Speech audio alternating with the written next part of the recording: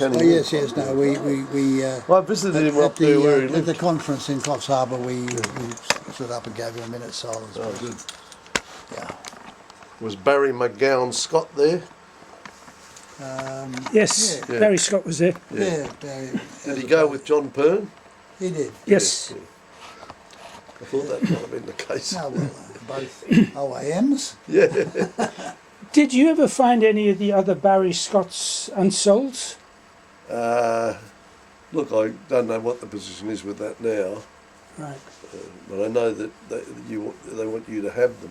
Yeah, if they unsold, so Yeah. I'm assuming you'd rotated them through a few auctions. And, Yeah, I too much on my plate at the moment. Yep. I'll look into it though. I know you did tell me. Right, Dave, anytime you want to... All right, we're all here, yes? Yes, good, okay. Well, good evening everybody. Welcome to the meeting of the ANS. 1261. And yes, I don't have the number here, but I'll take your word for it. 1262. Yeah. Why am I signing It should be in the 1261? title on the top, but Why am I signing 1261?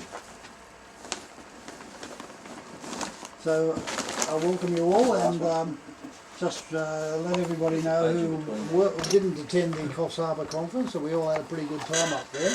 Very enjoyable it was, and nice to meet the Queensland members. About the same number come down from Queensland as went up from Sydney, and it was a pleasure. And so we farewell some of our members who passed away there in an official sort of way. But the papers were all interesting, and it was only a day and a half rather than the full 2 days this time, and so it allowed us to, those of us who are keen drivers can manage to get back all the way in Sydney. I took the easy way out and stayed with my daughter and husband at Bluey's Beach on the way through, so that was good. Okay, so there's a number of apologies who have sent their apologies in. Tony Hall, Les Carlisle, Joe Detling, Morris Lyons, Mary Brad, Robert Tonner, Robert Yavion, Matthew Lloyd and Colin Pitchfork. Does anybody else know of anyone who should be on that list? Now, the next duty I have is a really good one, and as you know, we have a cup in the society named after Tom Hanley for basically services to numismatics, although it was originally also for numismatic publication. And it's my pleasure this year to be able to award a gold medal President, ex-President Jim Noble, 2 years worth of hanging on to it. So now, looking around, I hope you can find some room for it. Well, I think I had this here before for someone else. No, that's so there you are. And what about we had it for Colin for a while. Yeah, for Colin, I think you had it here. what about the Can I get a photo of you handing... Oh no, that goes into it later. But anyway, do you think you could? We're going to take a photo. Yeah. So That's it. you put it. Between It's like us winning and- Wimbledon, eh? Yeah, that's exactly right. Here, let me shake your hand. Okay, pose again. You could do with the 3 million, wouldn't you? Okay. No, well deserved. Really for services. I watched it A last lifetime night. award for services to numismatics. Let's face it. Oh, thank you very much. And for all the auction journals, auction catalogues he's Yeah. produced with myriads of information. That's right. There's a good shot of my books there. Count them as publications too, I never get to see them. which they are, of course. I used to. Oh well, that's life. Okay, so I think I'll put this out of the way. let's move on to general business. Rod has just put out the latest journal and bronze proclamation medal, and he's got another packet for if you want some more. Is that right? Cool. Anybody who wanted the gold version, You call it the silver-plated version here, but I guess That's me again. It should be the gold-plated version. Righto. So there you are. Even better value for $10. Yeah, it's gold-plated rather than silver-plated. Yeah. I also like to let you know that the next meeting is on the 17th of August. That'll be a Sunday, won't it? Yes. Right at Chatswood RSL, 10:45 a.m. And the topic is sporting medals. Yes, you mentioned again the ANS conference went well. We had 17 people attending and everyone enjoyed it. We didn't have to actually go out for dinner or Ross, anything like that. careful It was your medal doesn't all- fall out. all provided. Yes, It's in and the there was middle of it. Just so auction. Rod is looking for items to list for the Society Auction 59, planned on closing on the 17th of September. So he'll need a little while to make the catalogue and then publish it. And the next thing to do is, having said that, is to ask Jim if he'd now give us a talk about the auction to come. And yes, one thing I should have said too, there is another conference. Unfortunately, the days of the conference are on the first 2 days of Jim's auction, but it's being held in Melbourne, the Numismatic Association of Australia.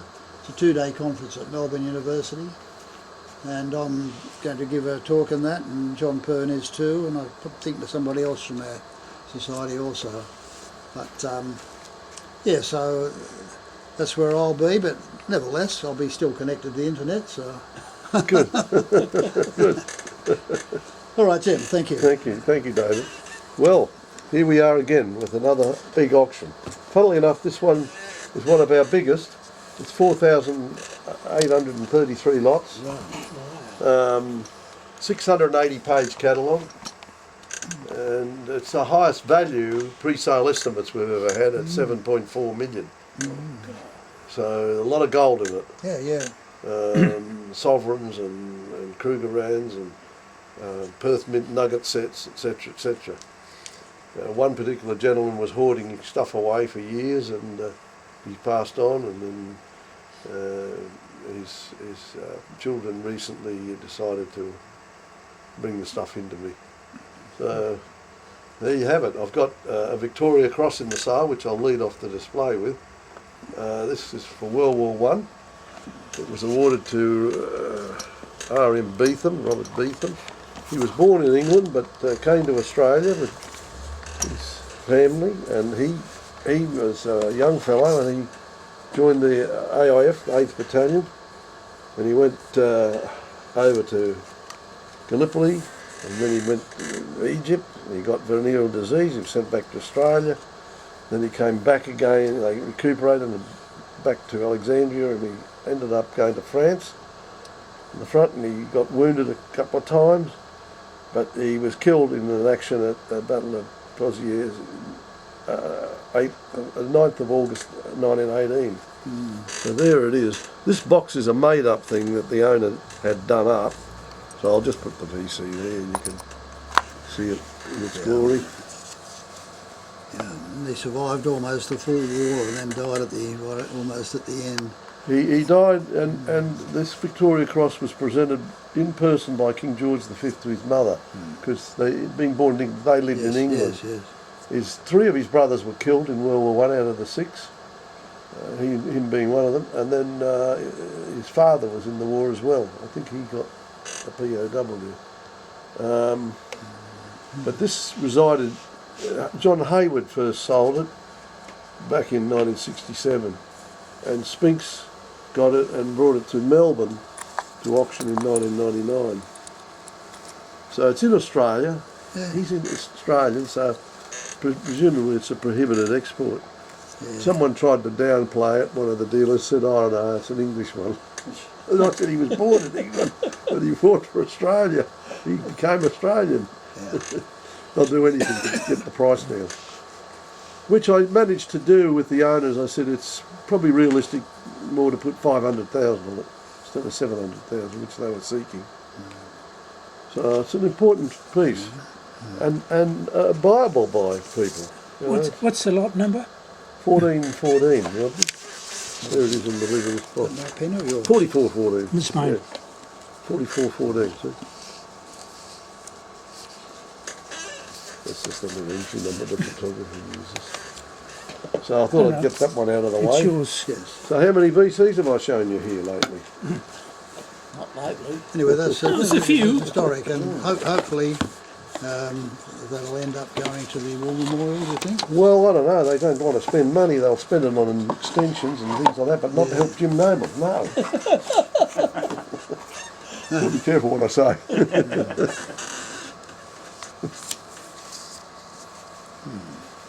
Maybe some private buyer will buy it and donate Yeah, it to the exactly. memorial. I suppose I better put it back in the van. Forgot about that. Okay, so Otherwise, it could just go to somebody's other collection for another 50 years and you'd never know about it. yeah, I think Well, that's the good thing about them being in auctions.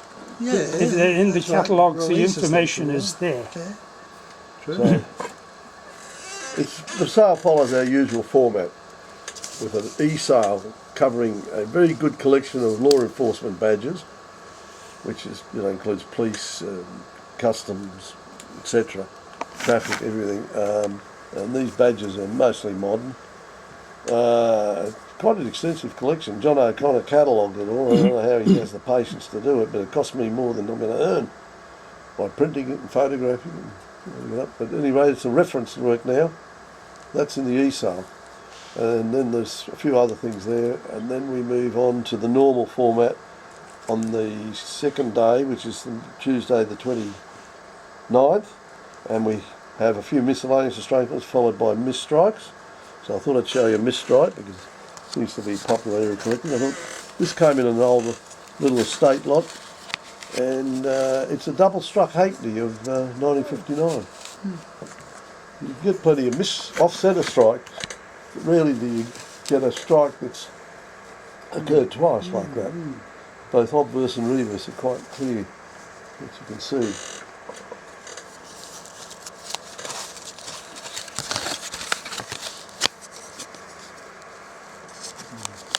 Yeah, you can see how it's doubled.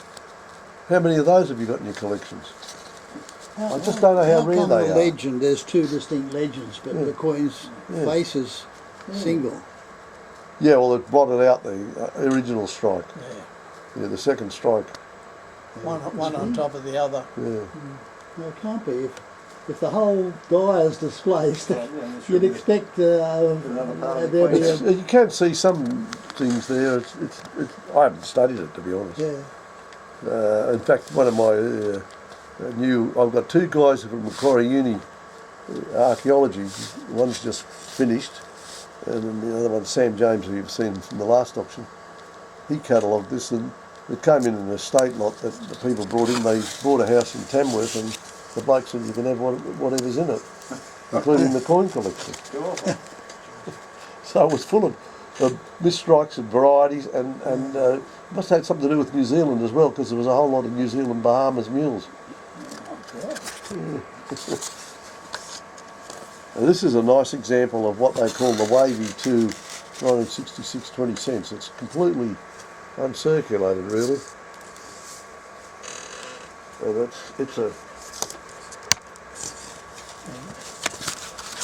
it's an interesting one. I said that the milling is very fine milling on it, and so I think that they were made maybe in London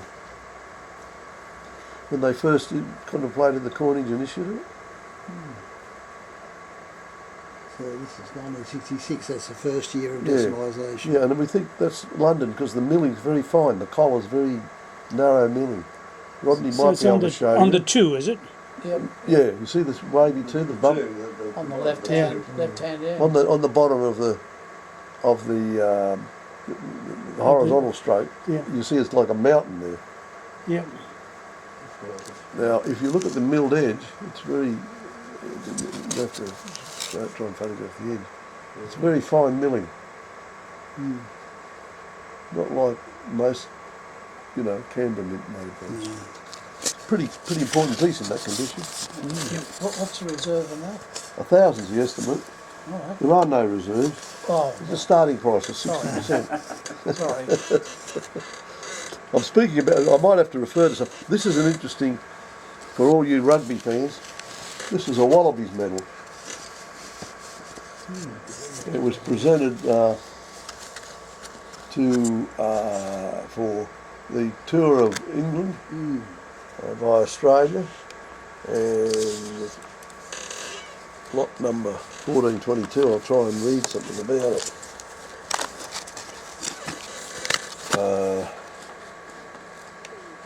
What year? Yeah, I'm just going to find out because They're saying this only they only get together every 12 years. yeah, 1422. Now, it's a Wallabies Fob medal in gold enamel by C.W. Oakes. It features the name Wallabies and the coat of arms of Australia below, enamel flag of Great Britain and Australia. Below them, Anglo-Welsh. The reverse is inscribed New South Wales Rugby Union to James or Jazz McMahon. Manager, souvenir, Australian teams, British American tour, 1908-1909. It's a great, incredible piece. Now this comes to me from somebody who inherited these things from James McMahon. He was the uncle of Sir William McMahon, or Billy McMahon, the former Prime Minister. Who was the maker? A man called C.W. Oakes. That's Australian, isn't it? Yeah. Oh, yeah. Yeah, this chap who had this is down in Tasmania, and he brought it up to me, along with his 1937 coronation set with 4 gold coins, £5, £2. I'll show you later. And there's some nice, not agricultural, but commemorative medals which are in the sale later. This one here for 1938 for the 50th anniversary. This one here for the Municipal Council of Sydney. I've put reduced because it is reduced. It's a lot of hassle producing these catalogues. I won't go into it, but at any rate, it's a great piece. So I'm just putting them back in order. Okay. Next one, proclamation coins in the 6th session on the Tuesday evening.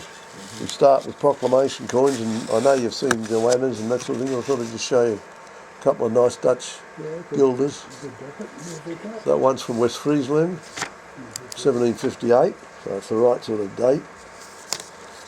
Governor King's proclamation proclaimed these could circulate at a premium.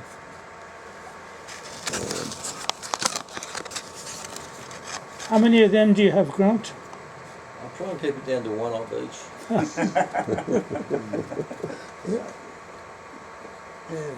It's always nice to have a good proclamation section in the sale.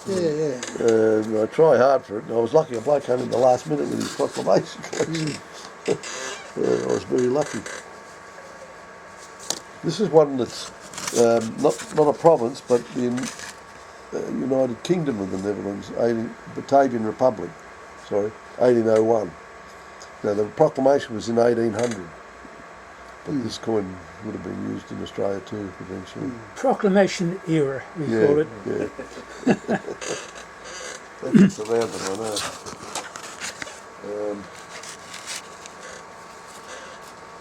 So it's a nice condition. Yeah. Sorry about the squeaking chair. It's not very good, is it? Okay, this is a New South Wales dump, in case you think we haven't got one.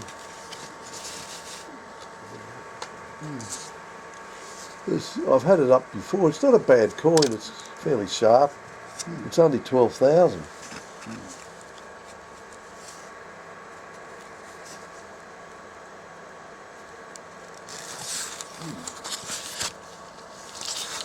Got a few of the original solids. Quite sharp, isn't it? That is. Well, if this doesn't sell, I'll get very cranky. I've been trying to sell it in a couple of sales. I bought it for the person passed away, and I'm selling it for the widow, and I'd like to sell that now. I recommended it when I bought it. It's worse than recommending things.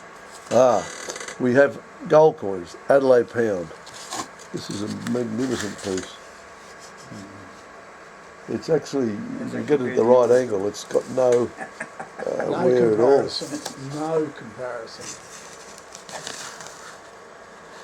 It's an early strike, perfect strike, no marks. It's just a little bit of a mark to the left of the crown in the field, which is the only contact mark it has.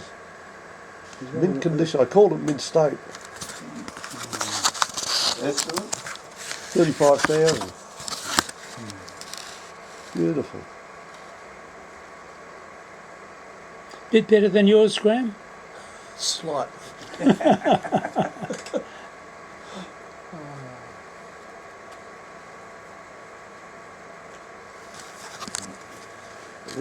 The next one is when the dyes have been used a bit, and but it's still a lovely specimen. Piece, yeah. Yeah. This collection yielded 3 Adelaide pounds. Send me a message, And see what it's about.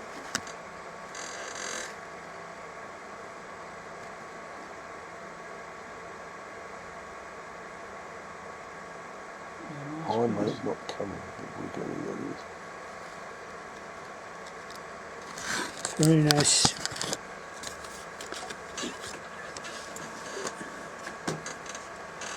I didn't win the lottery, so I won't be buying them. Not today. So, do I show you the third one? Show you the second. Third one, is it? The third one. This one's estimated 15,000. So the second one was 25. The first one was 35.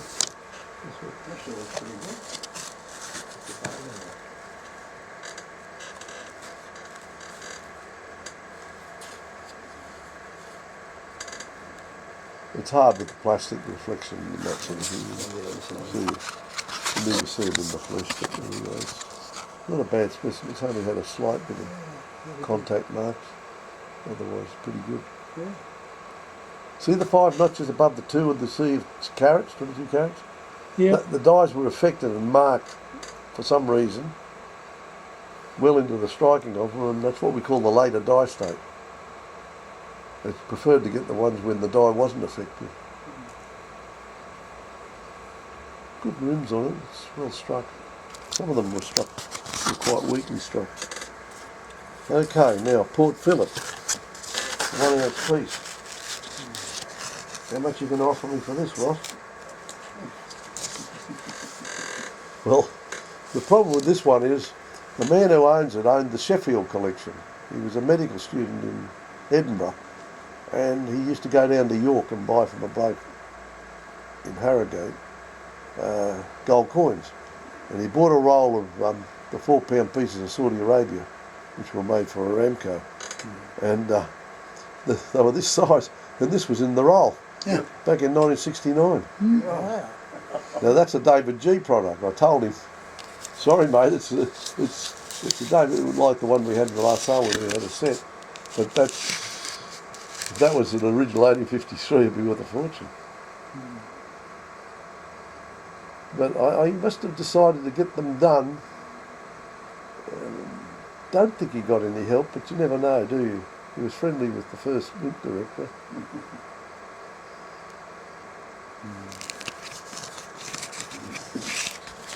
Well, that's in for the gold value. I think it's an ounce, so it's $5,000.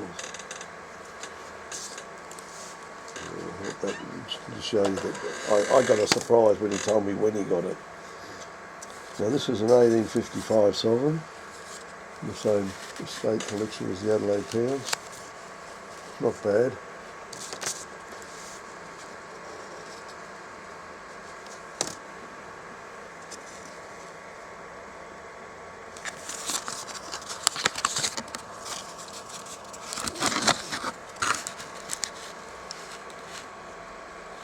In the US, I think it's estimated at 8,000 or something.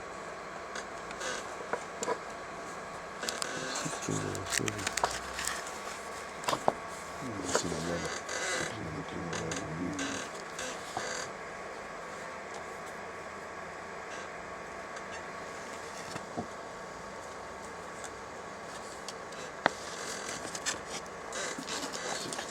let me tell you about it. Very nice.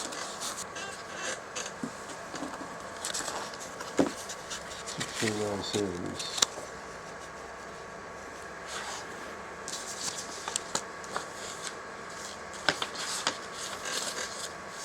it's 9,000.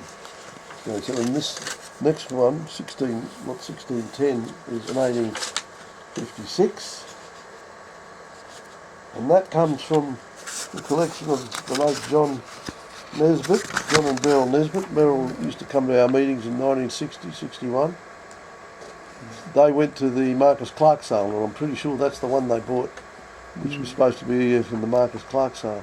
Because they bought the Adelaide Pound there, which I sold years ago. And this is their 1856 sovereign.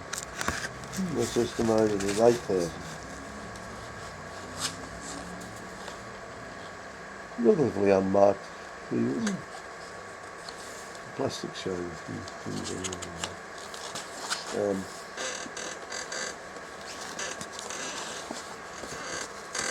I've got to speed up, haven't I? I've been here all night. 1612 is an 1857 from the Nesbitt collection. Also from Lawson sale, probably around that period. First year of the second type. I used to have a collector who'd collect the first and last years of each type coin. That was his hobby, on English crowns.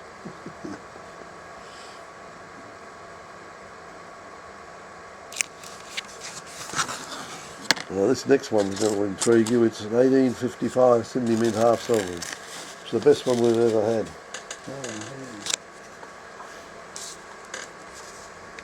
It's unmarked really. It's got mint bloom around the lettering, around the devices. Most of them have had damage or wear. I'm not sure the original pedigree of this coin, but it was bought from Bob Jaggard a long time ago. It could be George Falk, who was a member of our society and did an article on it way back. It could have been his coin. Doesn't look like one out of India or anything. It's got this antique tone about it. It's one that we could put in Ross's collection number 2. Nice.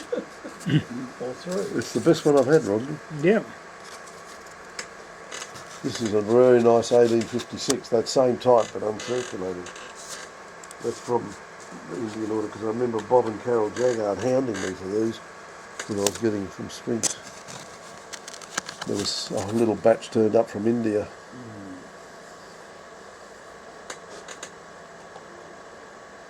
Nice mint bloom it's got. So if you like Australian gold coins, we've got a few for you.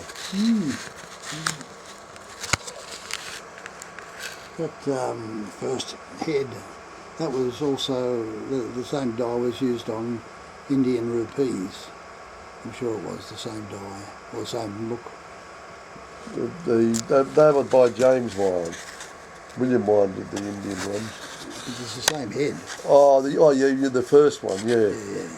Similar style, the continuous legend one, particularly. That's the one.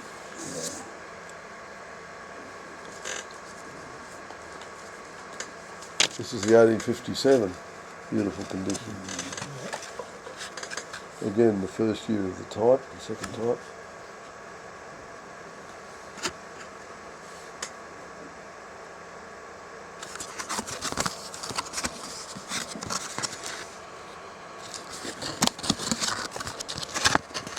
They move around sometimes.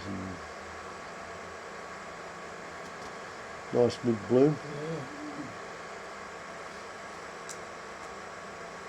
They're yummy, aren't they, Ross? Yeah. He's thinking, he's thinking. Look at this lovely toned one. 1864, is it? 62. Yeah. 1862. It's got nice toning, that one. Really nice old toning.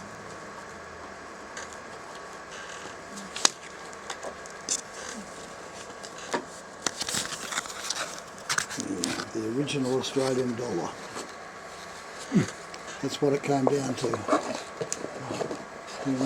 One half sovereign went to 10 shillings, went to $1 in 1966.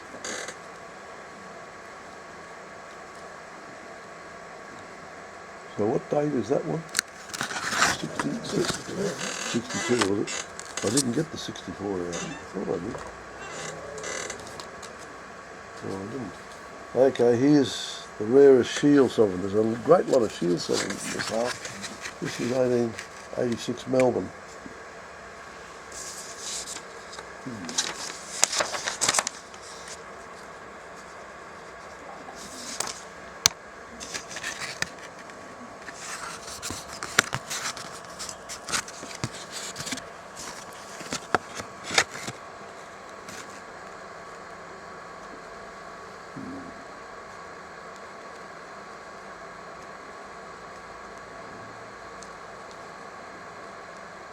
There's two rare dates in the shields, an 86 and then followed by an 1887, which is the next coin I'll show you.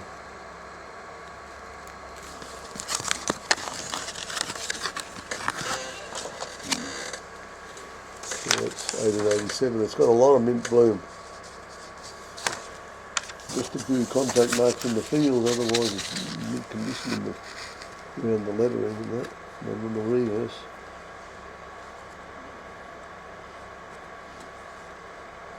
Are all these from the same vendor? A lot of them are. I've been pointing out different vendors. The Bob Jaggard customer had this one.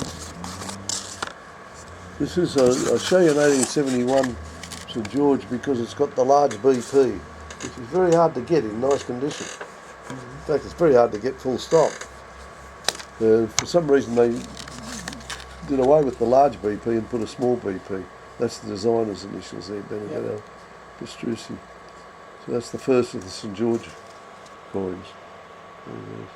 See the large BP? Yeah. Well, that's one to get, Ross.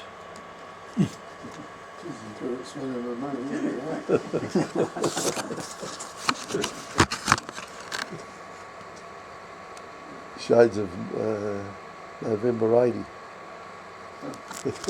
They were the days. They sure were.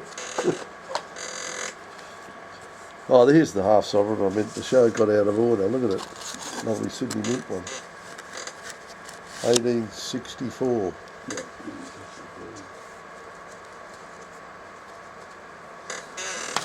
That's in the plastic, that is it? Yeah, it's a nice coin. That? What number? 1659. 1659. Let's see if we can find it. The trouble with not having the catalogue is you've got to flip these pages over.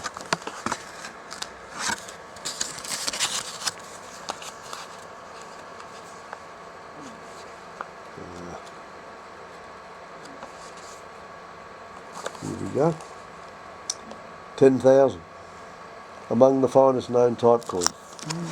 So it's probably the best. The 1862 was 8,000. One of the finest known. Well, there you go. Cheap. Now, the rarest George V sovereign, the 1926 Sydney. The last coin struck here in Macquarie Street in gold. They closed the mint in 1926. Significant coin that it's got the quality of strike that makes you realise that they're one of the ones they struck to hang on to as a souvenir.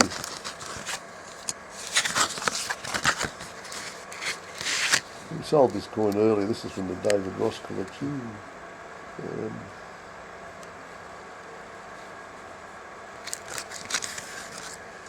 I think the estimate was on 35,000. This is a young head half sovereign, 1881. In Melbourne. Nice grade. I have to look up what I've got on it, wouldn't I? 1700. Too hard to find it.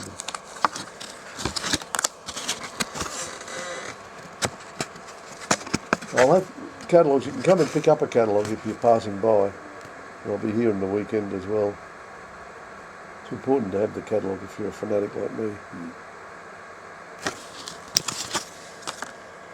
This is an 1887 Melbourne younghead, half sovereign, and that's considered about the toughest one to get, along with the 1885. It's in nice condition for 18.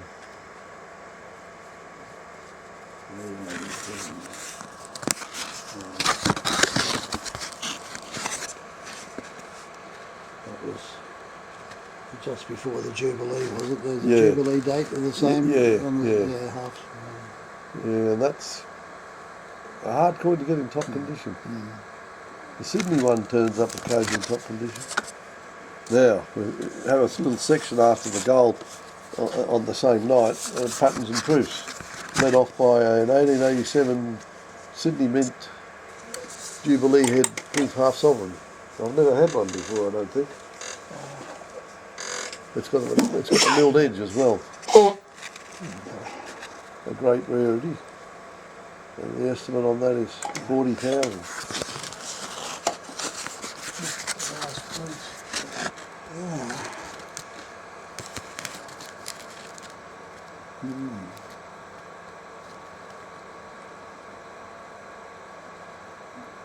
Sound like a stone as usual. Usually very stone. This is an 1889 Melbourne. Now they didn't issue them in Melbourne in 1889, so this is a patent proof. There's probably a couple known only. Probably from the Murdoch collection. 1903, then went on to Baldwin's. We sold it in 1978. Beautiful specimen.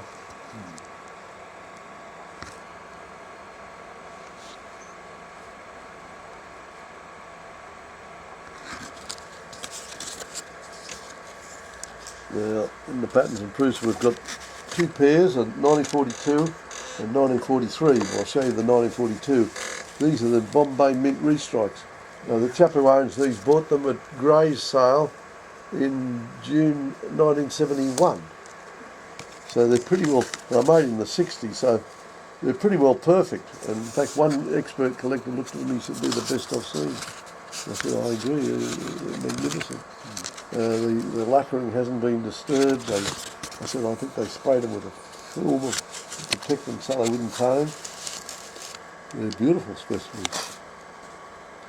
You could send away money from at one stage and they cut it out. You couldn't buy them. Very few people bought them. In the first issue of our Florence is this 1910 florin, which Barry Windsor called a specimen. The collector bought it from him. Nice coin. Very hard to tell how it's a specimen, but I'll give him the benefit of the doubt. It's lovely. Toning on both sides. Very sharp on the jewels in the crown, and the band of the crown and that. Good high rings. Yeah.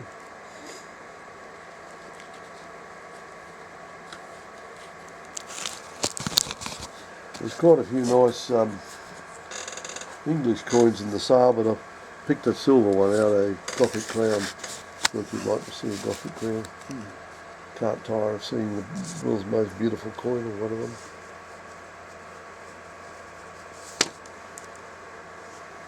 That's by William Wilde. 1847 is the date in Roman numerals.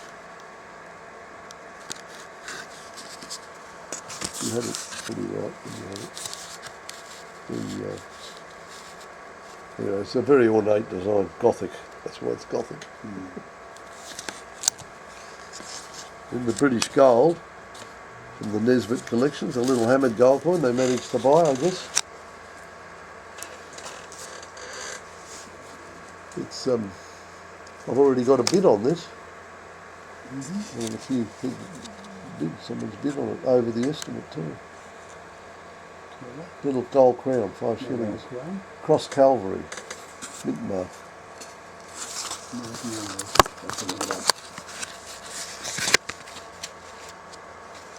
So it's an early date, 1627 or something like that.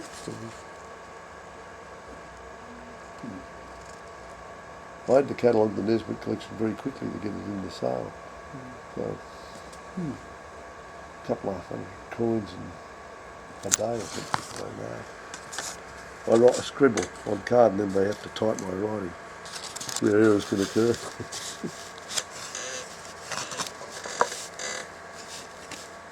This is a 5 guineas, probably bought at Lawson's or somewhere. A couple of edge bumps, but it's a 1681 Charles II, 5 guineas. Expensive coin if you can get it in mint condition. Have a look at the edges. Has that been dropped somewhere, has it? Yeah, probably. Hang on, or has it been in a piece of jewellery? I think it's just No, bumped. it's dropped. Yeah, look as though it's been. Definitely Yeah, one who for the knows? me collection, isn't it? Yeah, it is, yeah. You can still see the. Yeah, it's got the edge inscription. Very good. Is that the way it should be up? You Oh, got the- you got the tails. Rodney will show you. He's got to go on YouTube, this. got to go for the English people to What's see it. happened? Have we lost it, have we? There it is. So what grade is that in the catalogue? I think good fine or something. Yeah, it's.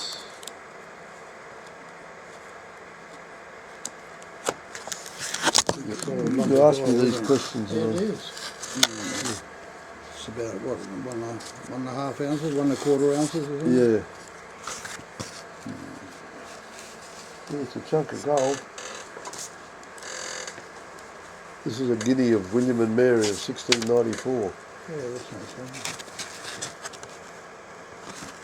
It's quite a rare coin, Yeah, it is. especially in high grade. Yeah, it's a high grade. It's got a little metal floor, takes it out of the high price range. There in the G of Gillianus, a little metal floor. But it's very nice otherwise, nice condition. Again, the Nesbitt collection. You could track these down in early Lawson's auctions, I think. There's a Queen Anne guinea of 1713, quite nice condition. Again from the Nesbitt collection.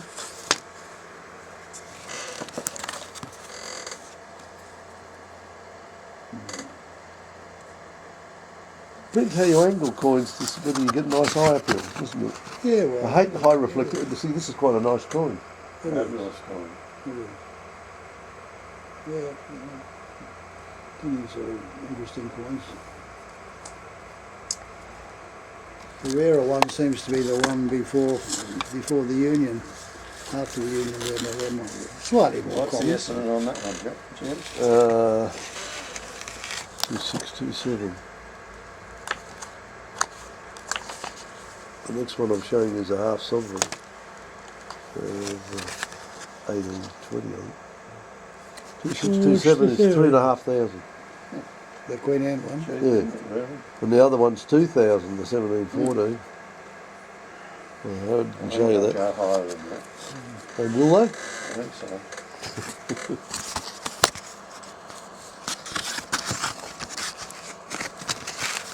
That's a nice condition, half sovereign. They're often pretty patty. But this one, I think this is from the Jagard customer.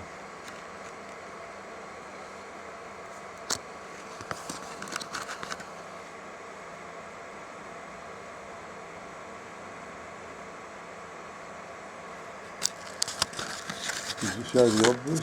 Yep. Okay. The next one is this £2 piece of George IV.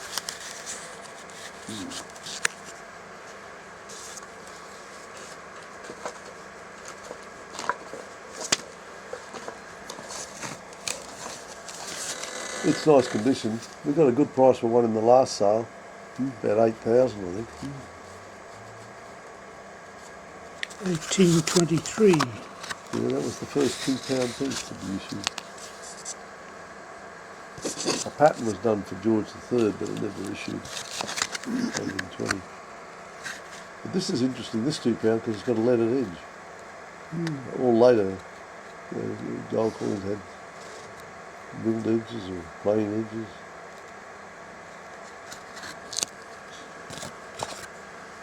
Then after George IV comes William IV. There's a sovereign, 1837, in nice condition. Yeah, very nice.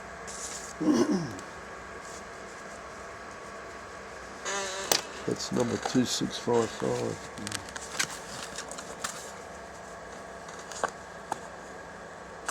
See if I can find out the estimates of these.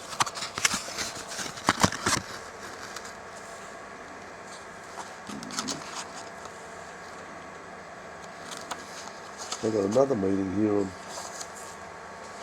Wednesday night for the ancient collectors. I'm going to show them.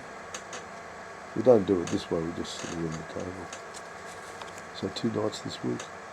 I've got a debate for Numismatic for the hobby. Okay, William IV, half sovereign, a proof of 1831.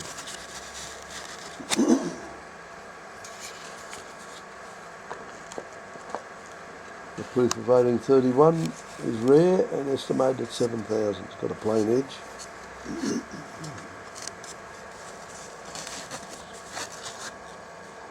Sounds pretty cheap, doesn't it? Yeah, it's a rare coin.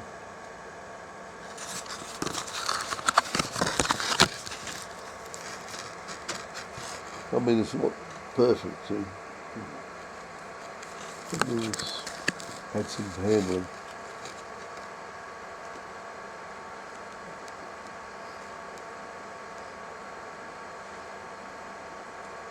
The next one is an 1836,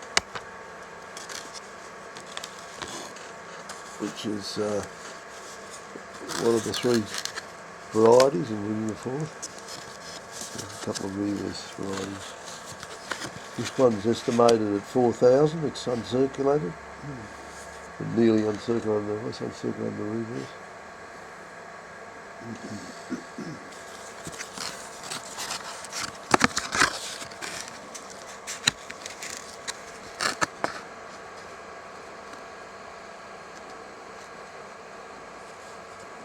If you look at our catalogues over the years, we've had very few of these. Very few.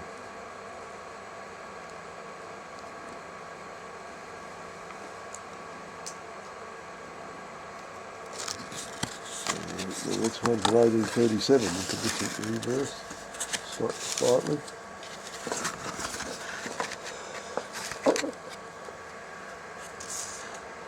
This one's 1837, it's in choice uncirculated choice, 6,000 estimate.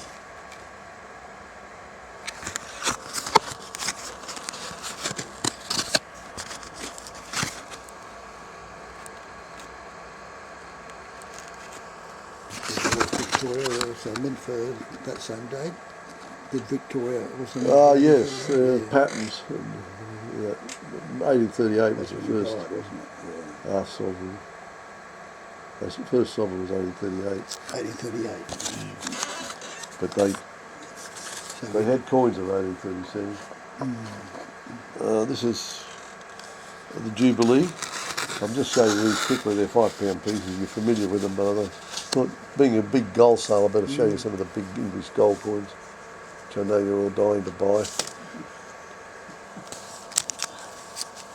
Funny it were true, eh?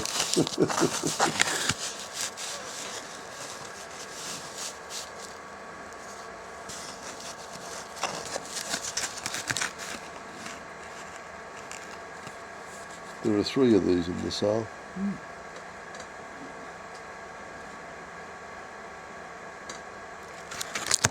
The £2 is really nice condition. There's 3 of those as well.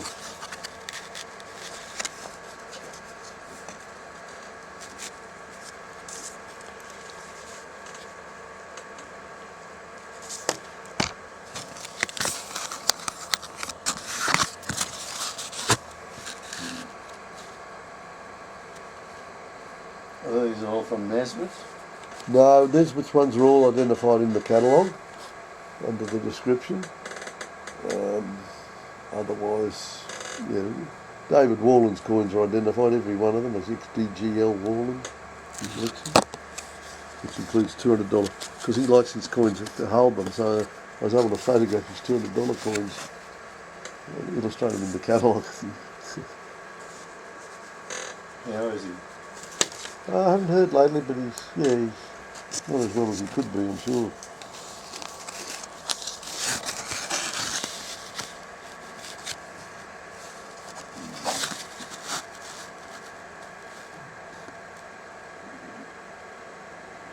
But that's the scarcer £5, the old head £5. 1893. And then, what's that happening with the wire? It's flickering a bit. We've lost it.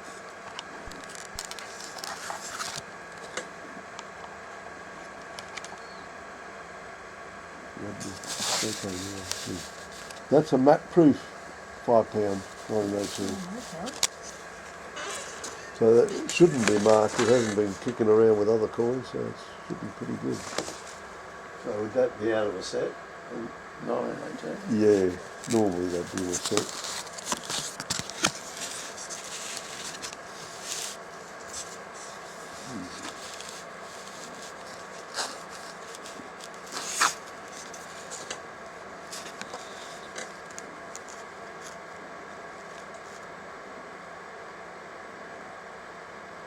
Looks good.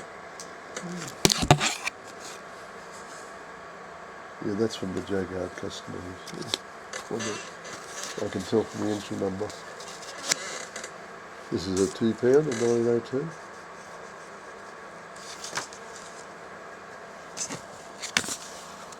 Probably kicked yourselves. I wonder if I buy these years ago. But they were very expensive even years ago. You really had to pay about £14 for that. The good old days. Sovereigns were a fiver.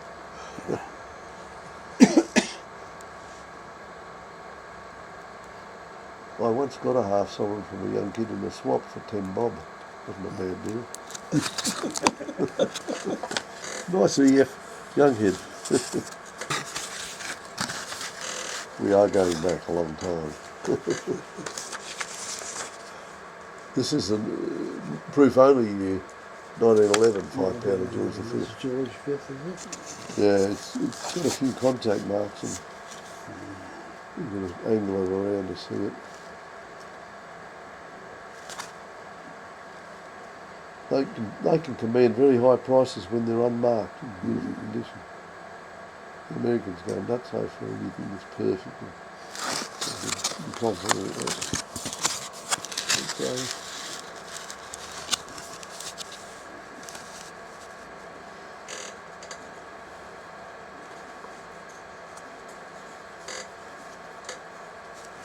Okay.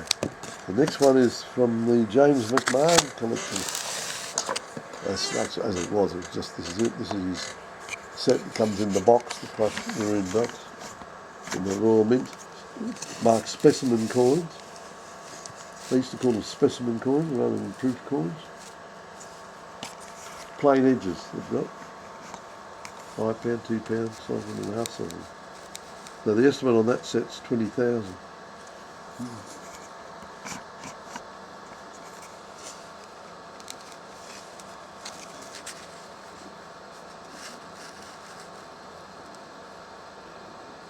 They did a set for Edward VIII the same year. I'd like to have that. I once had it at my house in Kensington.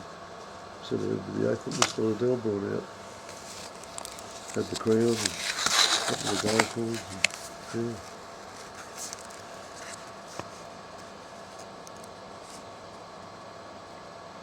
This is a nice set because it hasn't been mucked around with much. Does it come in a case? Yeah. Yeah, both sets come in a case. I've got another set at 16,000 because it's not quite as nice as this one.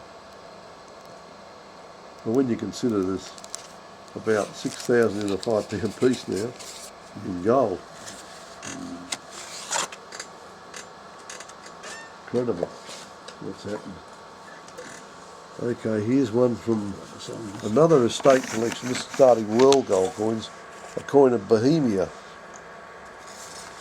And it's lot 2728. I've got to be careful where I go here. 2728, yeah.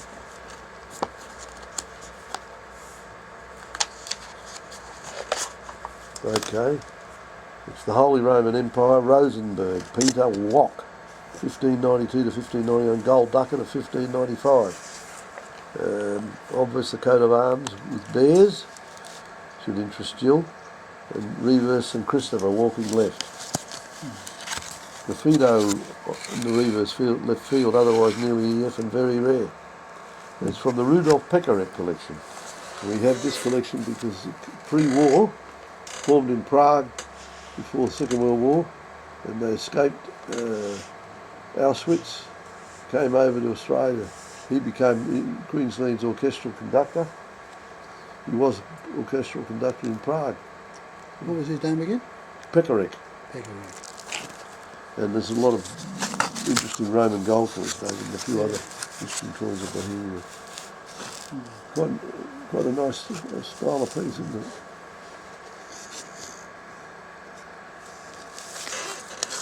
So, a big gold coin of Cuba. Always like these big gold coins.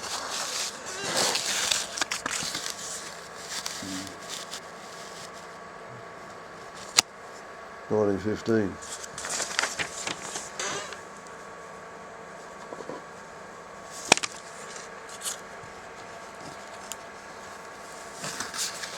Cuba get its gold stuff. It wouldn't be natural in Cuba, would it? No. Well, it's there, but it's not that far away from South American countries which produce a lot of gold.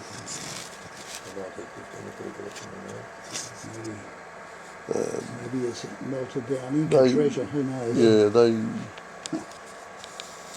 they had smaller denominations. This is the 20 peso. This is a coin again from the Pekarek collection. It's from Czechoslovakia. And it's not one you see every day. It's described as a gold ducat of 1933, Dr.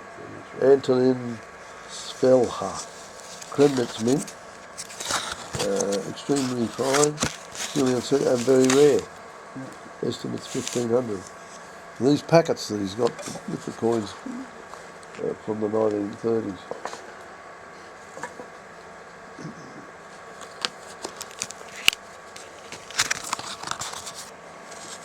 In the Nesbitt collection is this Denmark Frederick V 12 mark, or ducat current, which is like the equivalent of a ducat. 12 marks, interesting denomination. Quite nice condition. Estimate 1500. 1759. Yeah, 1759. What did you say the estimate was? 1500.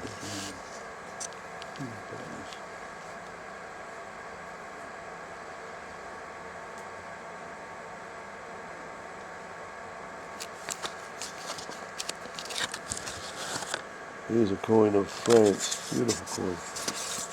752. 752. Okay, let's.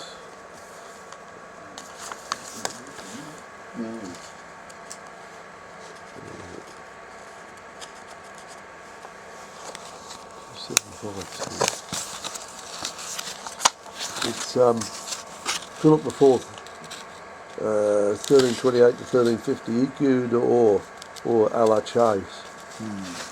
King enthroned holding a sword and shield. Well struck, good, extremely fine, estimate 3,000. It's a lovely coin. Yeah, it is. It's nice.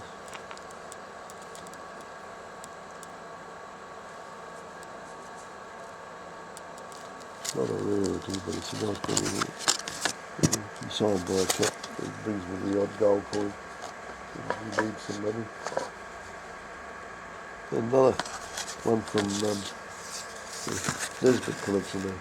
Louis the 14, half Louis d'Or, 1644. Nice condition. Estimate 4,000 is quite a rare coin.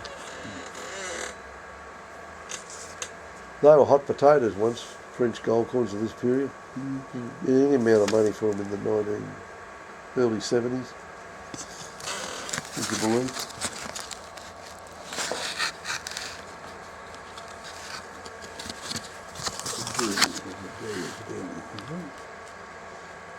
Yeah, the D is for Leon. Lyon. We've actually put that in brackets in the catalogue. Most of the things in our catalogues you can look up in the standard guidebook if you put the reference number in.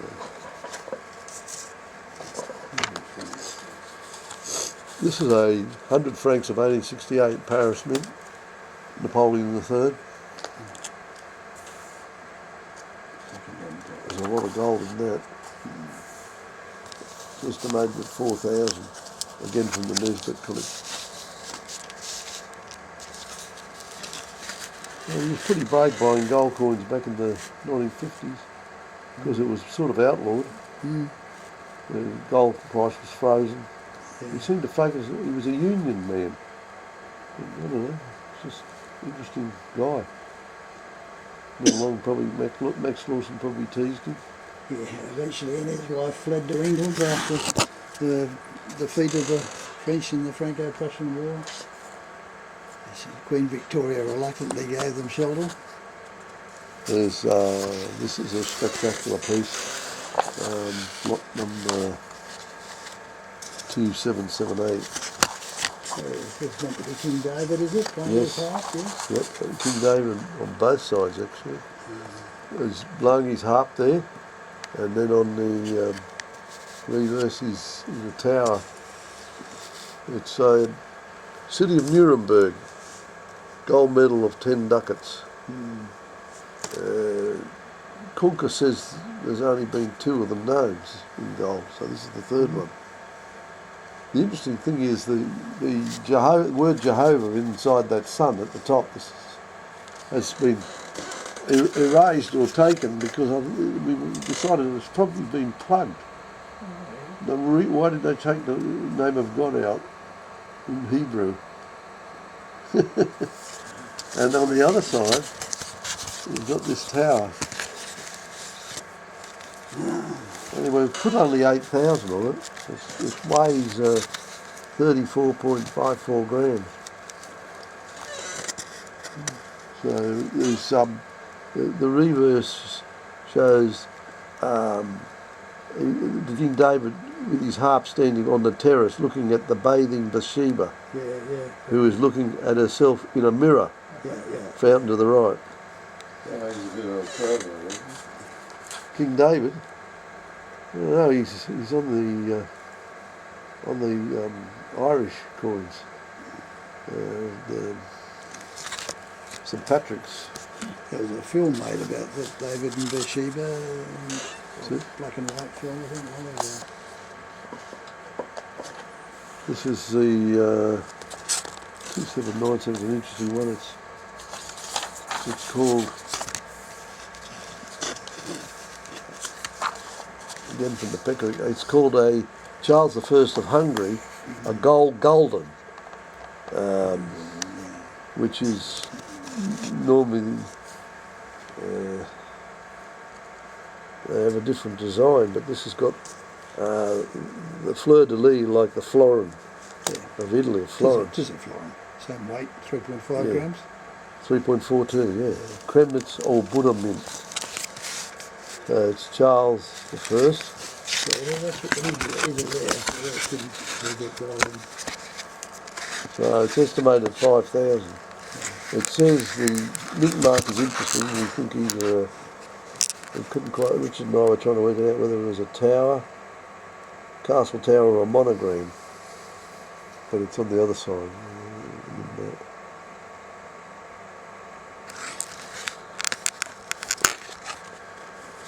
Okay. This next one I'll show you because of the packet. It's interesting. It's Louis the Great of Hungary, golden, Kremnitz, from the Pecker collection, $1,500. but it was bought from a man called Willie Till, a Prague dealer, in the 1930s. He actually got his name on the packet. I'll show you the packet in a minute. There was a dealer in England called William Till. I thought it's quite cute that this is Willie Till. I wonder if they're related. You see coin? It's all in Czech, Prague. That packet's worth a lot to me. Sorry. This family have hung onto these coins for a long time.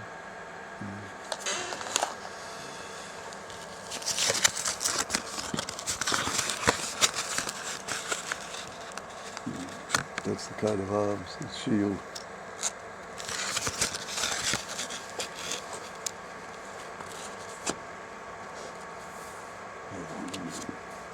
That was on the bars crossed with the Angevin girdle there. Yes. This is a later coin. Bafnia, Ludwig or Louis, 1787 1806, 1 ducat of 1791. It's rare and it's in mint condition. It's estimated at 5,000. Where's this from? Hungary. Hungary. It's Friedberg 558. 3.49 grams. These are coins that you don't even see often in European styles.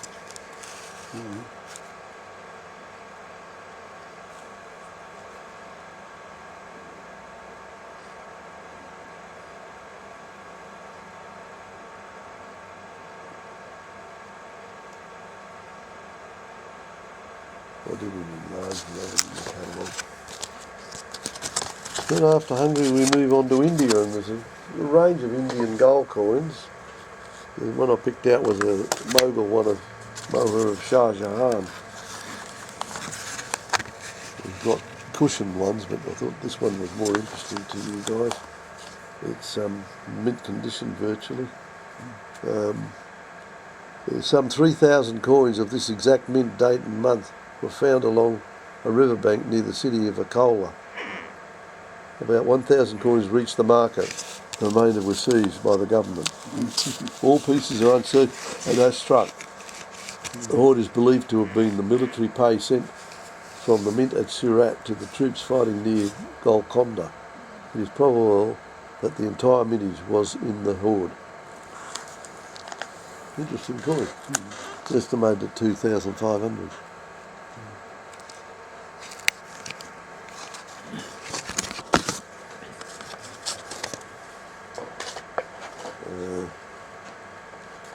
Madras Presidency, nice little coin, with a coat of arms, the lion on the shield. 1820 is the period. It's a third moher, so a third of a moher. Estimated at 1,500. That's from the Nesbitt collection.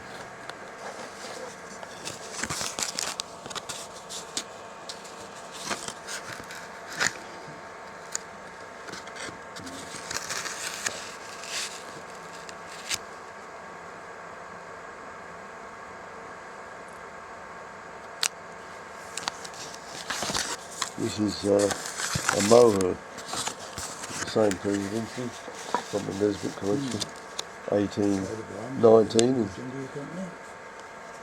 the East India Company, yep. English East India Company. They were the days of empire, right?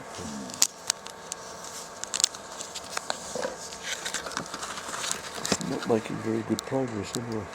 But it takes a while for Rodney to show you both sides.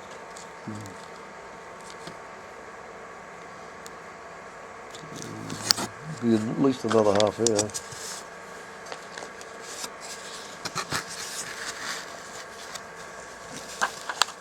$2,842 is in Sardinia. Carlo Alberto, 100 lira, 1834. Again from the Nesbitt collection. They have a nice variety of little gold coins. Yeah.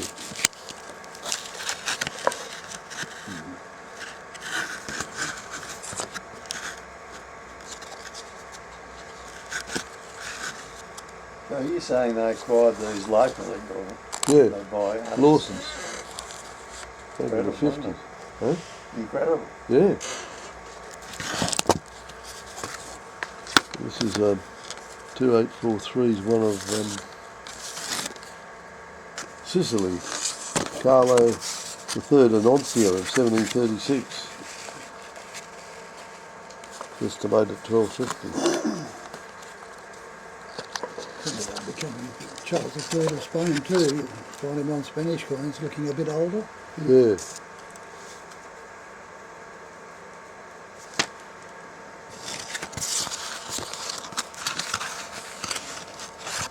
They give you a great sense of history, some of these coins, don't they?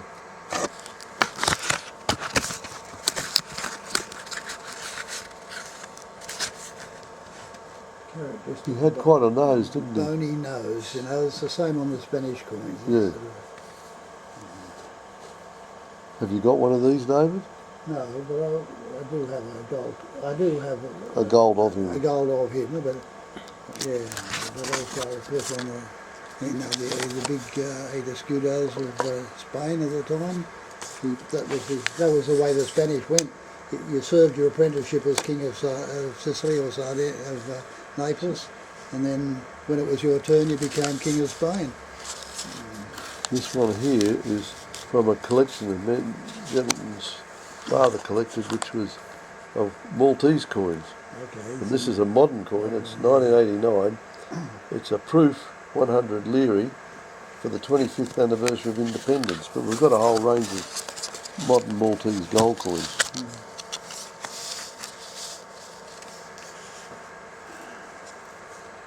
Harder to buy, unfortunately, are the Knights of Malta gold coins. Yeah. They're somewhat more tricky.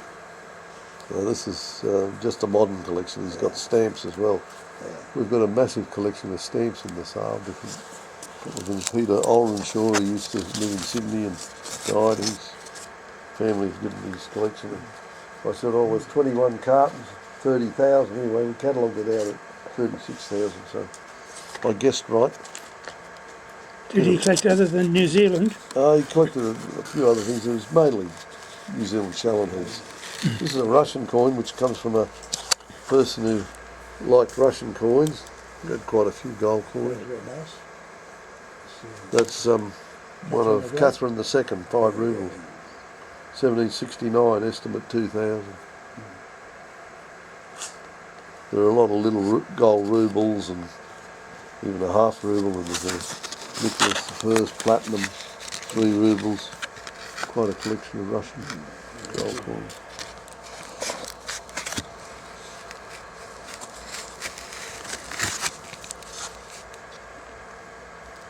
One of the heroines of Vladimir Putin. Yeah. This next one is a US gold coin from the Nesbitt collection, and because of the way it's come off a packet, it's from a very old collection that Lawson's auctioned. I would have to track it down. But the interesting about it is an 1847 $5 gold piece with a cement mark which stands for Charlotte, which is a very rare thing to get. It's estimated at 2,000. There's already a bid of 3 on the books. I've never had one before. But Rodney will show you the little packet that the man did who sold them or had his collection done up. He did tracings of the coins. On one side he'd tie the actual coin to the card so you'd see the opposite and then you'd see the reverse at the same time, simultaneously. You see the sort of number there, 14, 15, so very old collection. Here's that one.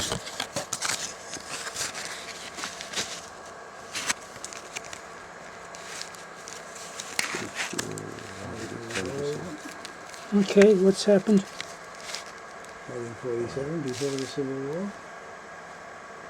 Yep. So I've got another US gold coin to show you. This is an 1855 San Francisco mint. Now, San Francisco first minted gold coins in about 1855. There is an 1854 $5. There are 2 or 3 known. It's worth about $8 million. Wow.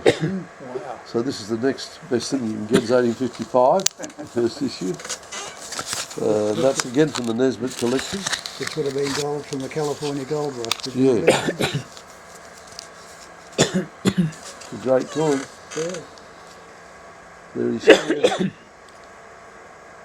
That's San Francisco. Right. What's the estimate on that? What number 2991? Normally a nice one's it's 2,400, and the Charlotte one is 2,000. But it's because this is in nice condition, and it's first San Francisco. Imagine if it was 1854. You'd be amazed, wouldn't you? Now, going back to world silver coins. We're finished with world gold, and we've got from Bohemia, Vladislav the second, 1471 to 1516, appeared Fort Prague Groschen, Gutenberg mint, 21.53 grams. That's great thick one. Yeah, it's a very rare coin. It's got a flaw in the obverse, otherwise tone good, very fine, and extremely rare. Estimate 10,000. This is the Peckerick collection.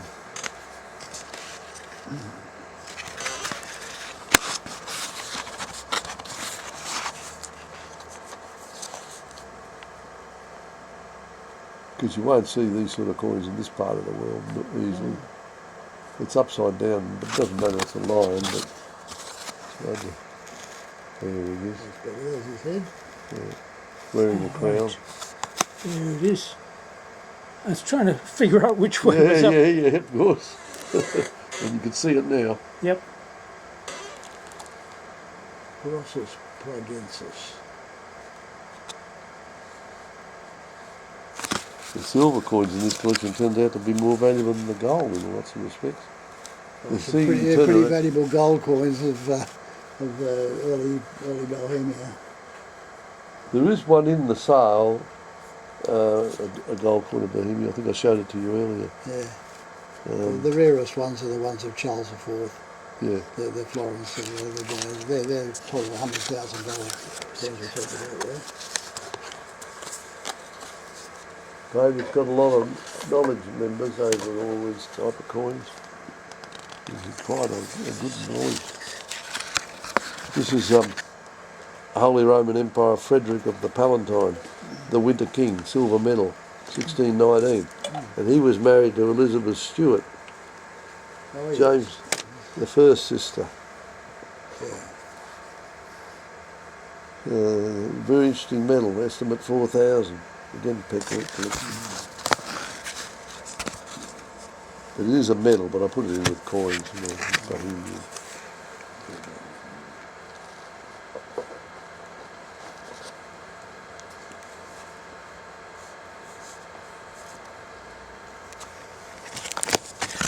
And this one's a silver taler of Bohemia. Friedland is the place. Albrecht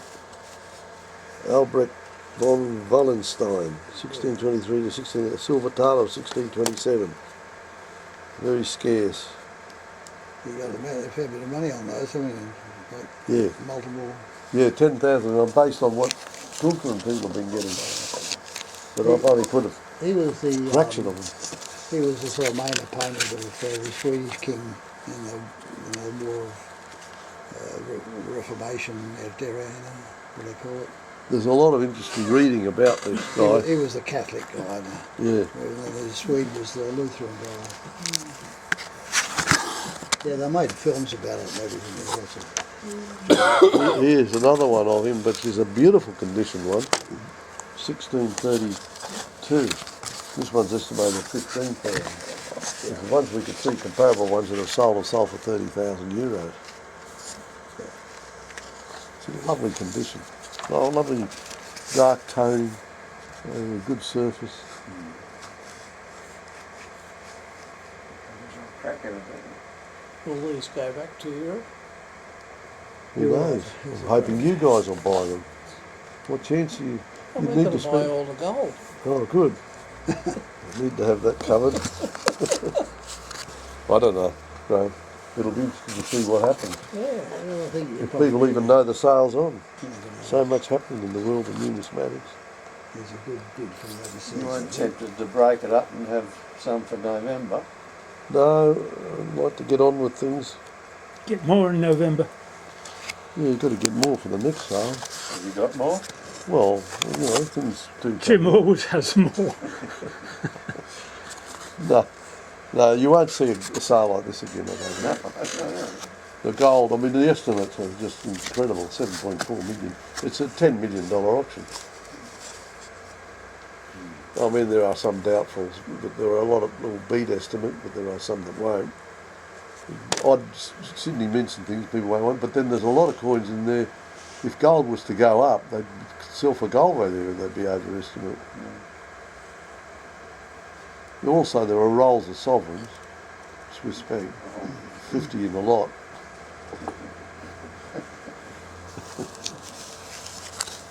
Are we going to see you on TV with the Victoria Cross? Who knows? It's hard to tell. Oh, I thought you arranged that. I certainly send out the publicity, but you know, they're funny, the media. What's this one, Jim? This is a medal of Friedland, Albert von Wallenstein, but it's a commemorative medal struck in 1731 to commemorate a model made by H. Rieger in 1631. So it's a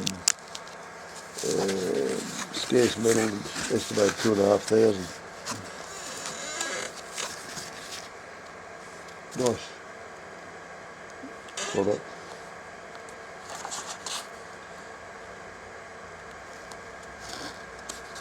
Then we move on to USA.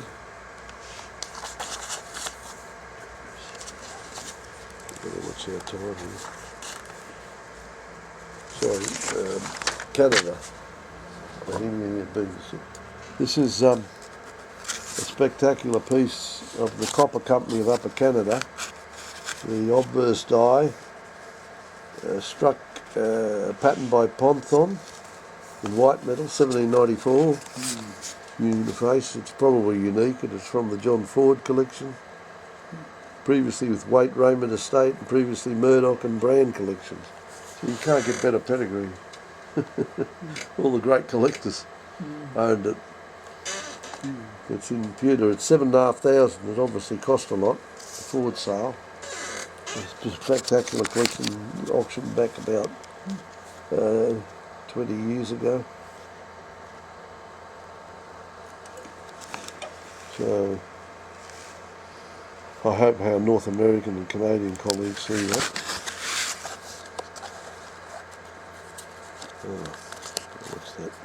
Turn them over. This is the silver one. These were done by a man called J. Rochelle Thomas in 1895 to commemorate the Copper Company,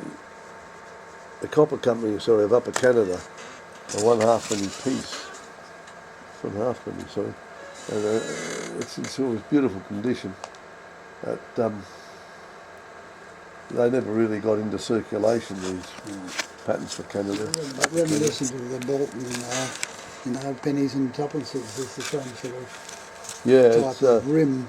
this is on from. the Incurs. This was owned by P.N. Breton, who wrote the standard guidebook to Canadian coins and tokens in the 19th century. It was in a Chapman sale in 1902. Estimated at 5,000. Now, we've got to China. I'll show you something Chinese, I guess. 3128. There are quite a few Chinese coins in the sale. I've been showing you a lot in the recent years. 3120 is a silver dollar. Look at the size of some of these pictures, I get worried. It's got the two languages, the Arabic or Islamic and the Chinese characters. Nearly uncirculated and very scarce in that condition. It's from Kirin province, which is eastern China, I guess. Anyone been to Kirin province? Which way is up? Kirin province. That would be the way up. Kandarin. With a K or an X? Zero.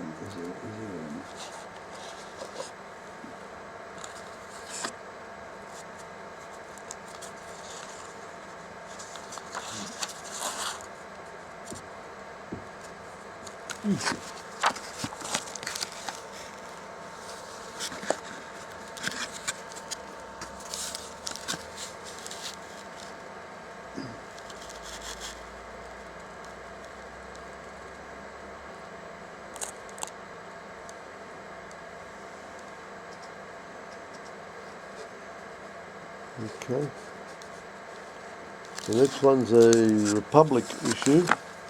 That one before was under the Empire. This is the Republic, Yunnan province, about 1920 to 22, silver dollar.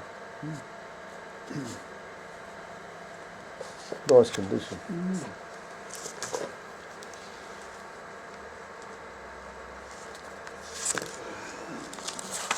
There's a collection of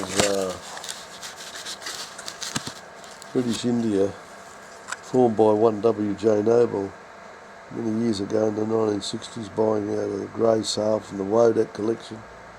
And I've had it for donkey's years, tucked away. I remember wrapping it up off the trays and packing it away and almost forgotten it.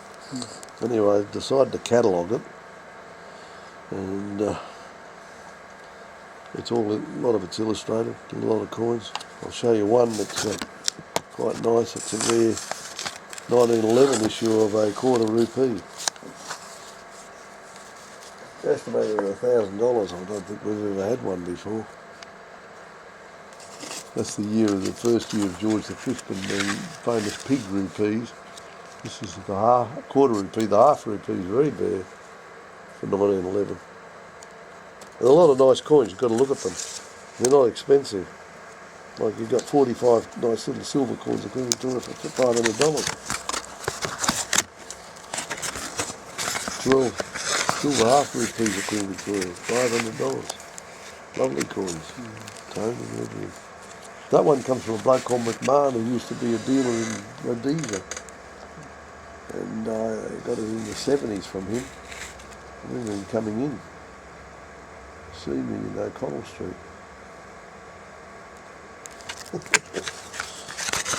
Got his little packet there. There's why these packets are intriguing to keep. You should spend time to record everything properly.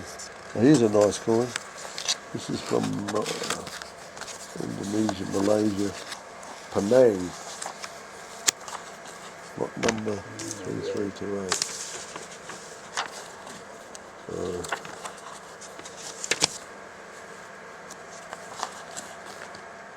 3328. East India Company. Yeah. Oh, there it is. Penang, Kulu Penang or Prince of Wales Island. East India Company silver, $half, 1788. Edge plain. Diaxis upright or on medal. Planchet floor in the top left corner, beautifully toned, even light grey brown. Relief and very one of the finest known and a great Southeast Asian rarity. Comes from L.E. Brun in May 1925. That collection that Stacks are currently selling. So it comes from him, and then it went to H.A. Parsons 1929, then to Dr. A.N. Brushfield, then to CB in 1969, A.H. Baldwin and R.J. Ford, and then it was in the Speak Singapore sale. So great pedigree. Yep. It's in your price range too, 15,000.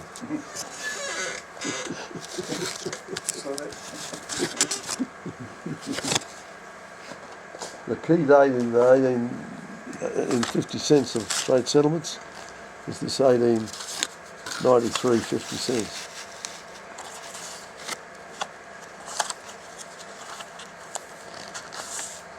Estimate 1700. Good, very fine. We've got most states, Queen Victoria in the sale. Is that, what sort of, In 1895, for instance, VF is $200. is that, what's, A rare date. what the head is the head is Queen Victoria, Yeah, obviously. crown, Yeah. crown, Is it, crown. is it an old head or a young head or is it? Young head, crown head. No, I don't, that's down to one, yeah. Similar to the Hong Kong. Yeah, St. Portrait was in Hong Kong. Yeah. Other wines. Now, the next coins I'm going to show you come from the John J. Ford collection. He was the biggest collector of all time in America, virtually. And Stack sold his collection in many parts over the years, raised a fortune. This is his lot 3360 is a farthing of 1723, the Hibernia series. William Wood was given a contract and he made copper coins under contract. Some, the Hibernia ones ended up getting used in America. And Sidney Martin, who used to be a president of the ANS in New York, he wrote two books, one on the Hibernias and one on the Rosa Americanas. So these have come to light after being sold back in 2005. This one's from the C. Boyd, who was the biggest collector in America. Henry Chapman in 1919. Lovely condition. The next one's a... Good condition. Yeah. The next one's a beautiful one of 1724. Same series.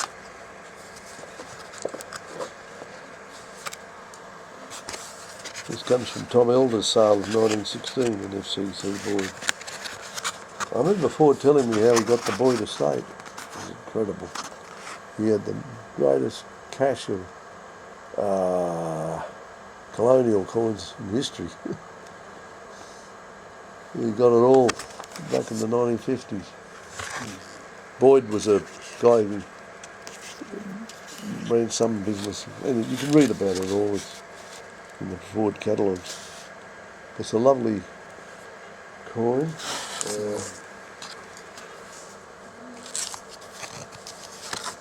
I don't know how they'll go, how well they'll be received. This is the halfpenny, 1723. Bit of mint bloom in this one.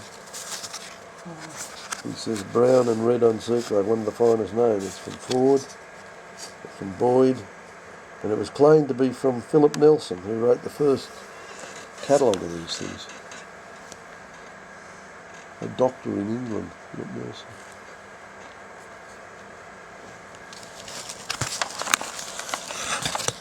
Well, the Hibernias are nice and spectacular, and I enjoy old English copper. I used to collect it once.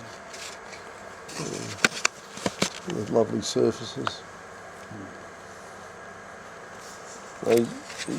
He struck some Rosa Americanas, William Wood, in Bath metal, which is like a mixture of not quite bronze, not copper. First one we're going to show is this one, is 163363, which is a gorgeous looking thing. Chocolate brown patina, well struck uncertain. It's a twopence, undated, but it was issued in 1722. It's probably the finest known. It's from the Lauren G. Parmalee collection in 1890 in the FCC Boyd estate. Okay. That was a twopence, was it? Yeah. Yes, they elevated the value to make a profit, I guess, under the contract. So what, the halfpenny circulated as pennies in America, did they? Does that? Well, this is a twopence. You Yeah. can see the size of it. Yeah. That's really nice. This one's nice as well. This is a ex-Garrett collection. and was exhibited by Henry Chapman in 1912 at the New York Numismatic Club. Very good. It's gorgeous, 1723. Light brown patina with hints of original red in the protected areas. Uncirculated and probably unique. That comes out of the Ford catalogue. That's good. That's estimated at 16,000. In case you're thinking about buying them, dig deep into your pockets. Have to dig deep. Very Got to be some American buyers somewhere.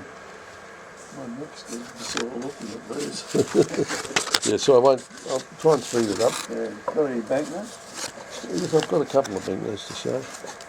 This is a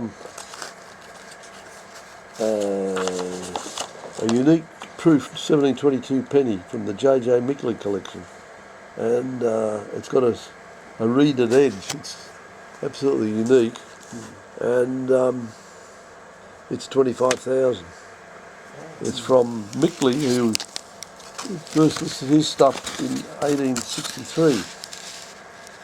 So that's early for an American dealer. He's the first real full-time American dealer. And then it went to Charles Ira Bushnell, Chapman, 1882, and then New Netherlands in 1955, and then the Norweb collection. So it's got a good pedigree and of course forward. Oh, these are spectacular coins, actually. Yeah, you'll never see a likes of them again here, I'm sure. A lot was paid for them when they were sold. Let my passion get the better of me. So then we close that section down and we go to the ancient gold, which includes a lot of good ones I'll go through quickly. This is a Julius Caesar. The ancient gold, do the Roman, seen the Greeks before sometimes. This one's it was struck in 46 BC. Caesar was assassinated in 44 BC. 46 BC's earlier. So it's a large fleeing, slight die flaw in the reverse, tracking tone, good, very scarce. Need to check with the collector's packet. 6,000's the estimate. You got one of those, David? Oh, Well, you better get one. Julius Caesar. yeah, that's very interesting. A. Hirtius PR, is the issuer. Yeah. the other way around. It shows a litus, a jug and an axe, emblems of the augurate and the pontificate. I hope Richard knows what he's writing there when he does that.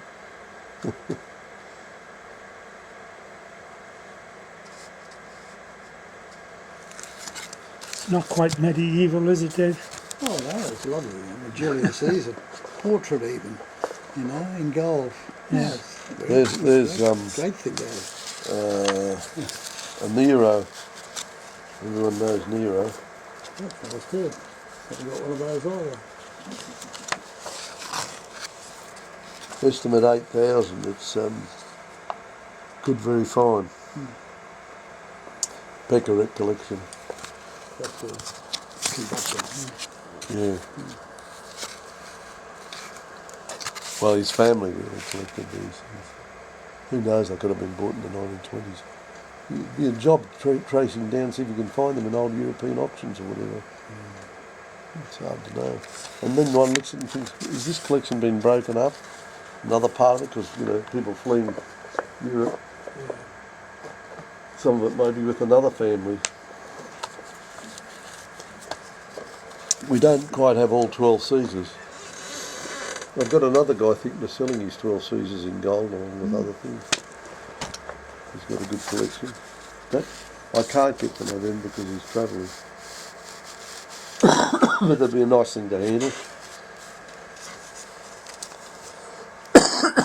Excuse me. So that one is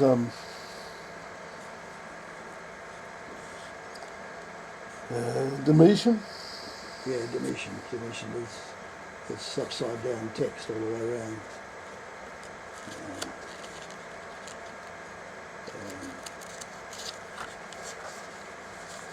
The nice one here of Trajan. Not such a rare ruler. He's got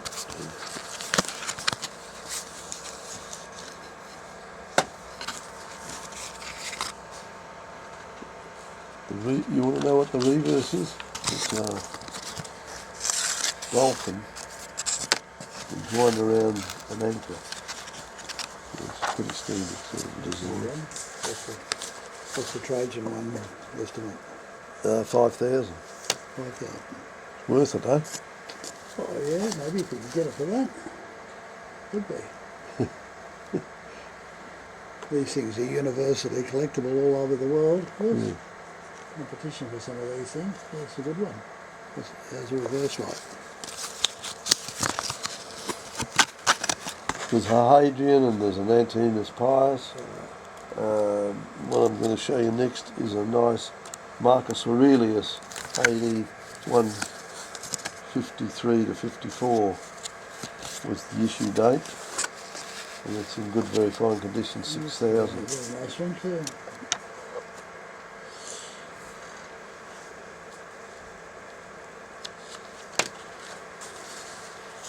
I think of Marcus Aurelius. I always think of Alec Guinness. He played that emperor in the Fall of the Roman Empire. Did you see that movie? Quite an old movie. It is. And Sophia Loren in it Yes. as the daughter.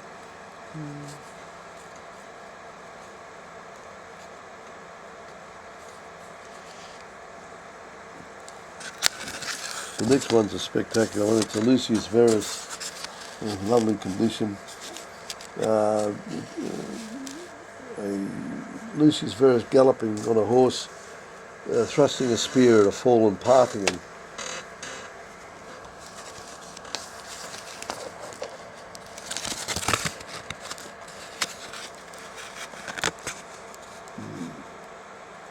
It's an interesting coin. That's $8,000.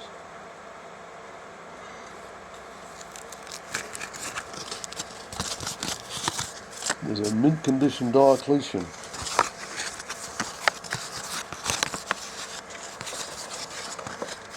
$10,000. Issued 284 AD in Antioch.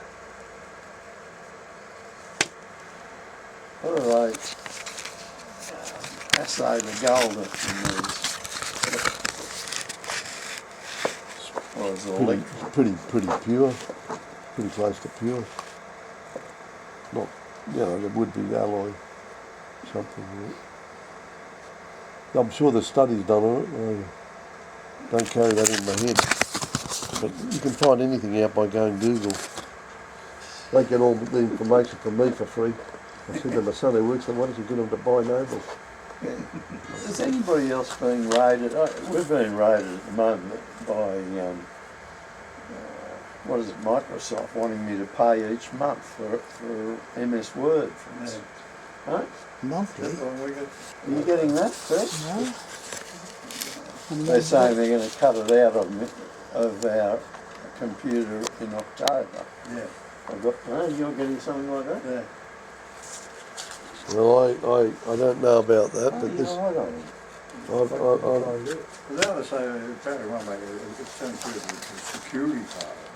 It's still going to be a service or something. No, we've had somebody else doing it.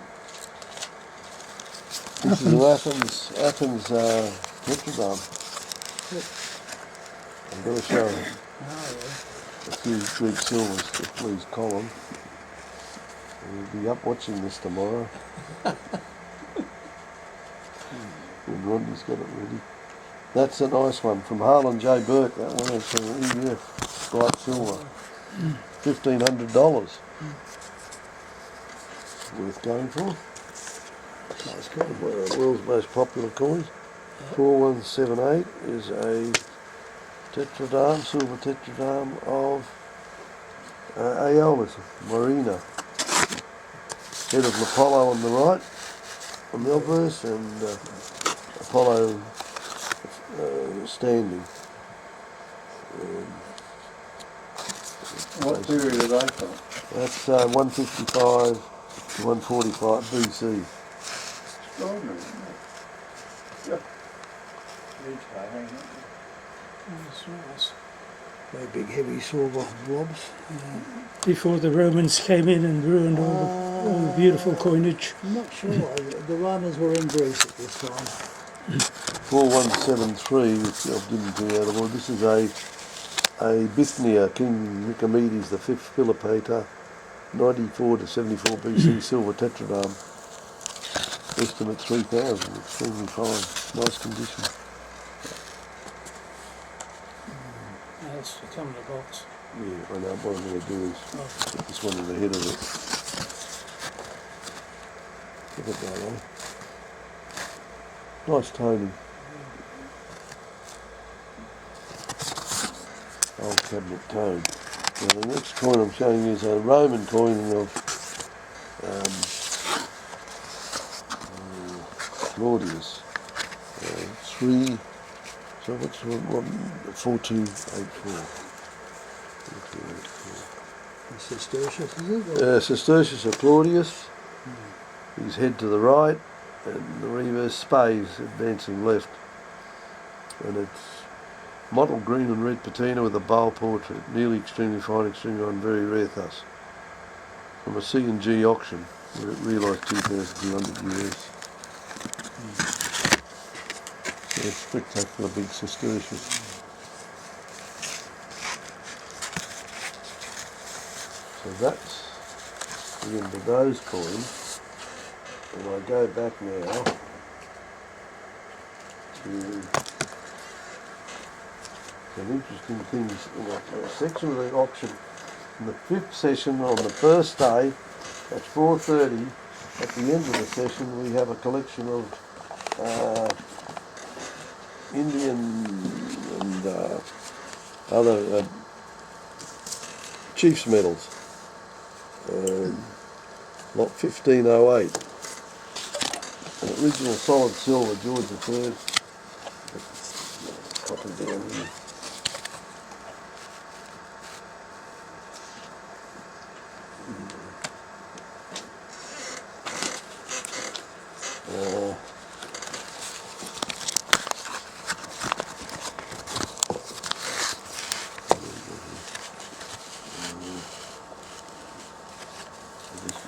To you. This is the American Indian Peace or Chief's Medal in solid silver. Light grey tone, good, very fine and rare. Estimate 18,000.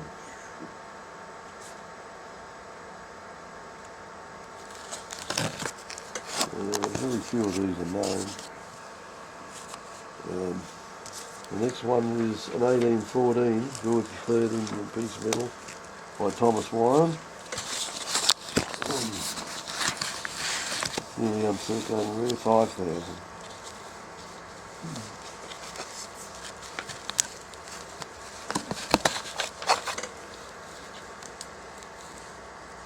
These are for the USA, when it was a colony. Well, this was after, of course, 1814. But this one's 1770.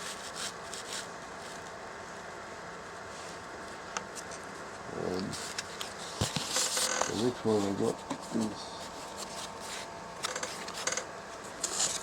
the Treaty 3 of 1873 silver medal by Warren. It's from the Ford collection. The Northwest Angle Treaty was imposed on First Peoples to obtain 55,000 square miles from Lake Superior to the Hudson's Bay, close to the US border. So this is Canada issue. The medal was struck 1875 or later and was distributed after the fact. Beautiful proof condition. Priced at 8,000.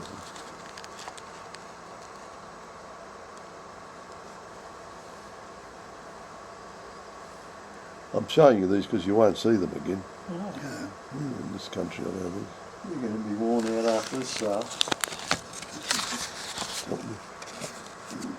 Trying to get you close to bid. That's going to be the hard part.